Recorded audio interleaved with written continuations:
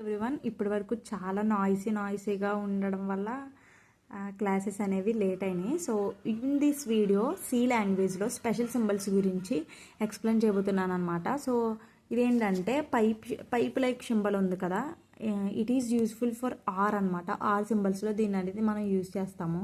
It separates the value or identifiers. It represents a functions. అంటే మీరు ఈ సింబల్ని వైడ్ మైండ్ దగ్గర గట్రా చూస్తారు కదా, సో అదనమాట. ఇదేంటంటే సబ్స్క్రిప్ట్, అంటే ఇది యూజ్ చేసే ప్రోగ్రామ్ ఇంకా మనకి రాలేదు.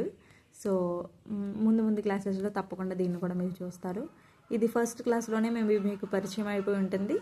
ఇది ఎప్పుడు యూజ్ చేస్తామండి మనం? End of the statements and దగ్గర చూస్తూ ఉంటాం అనమాట.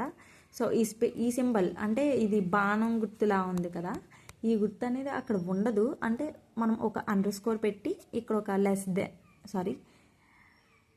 గ్రేటర్ దెన్ అనేది పెట్టాలన్నమాట. ఇట్ పాయింటెడ్ టు, అంటే ఈ సింబల్ ఎలా ఉంటుందంటే పాయింటెడ్ టు అనమాట. అంటే చూడండి, మనం ఒక పాయింట్, 2 పాయింట్, 3 పాయింట్స్ అలా రాస్తూ ఉంటాం కదా, మనం స్టార్ కానీ 1 2 3 అని కానీ పెడతాం.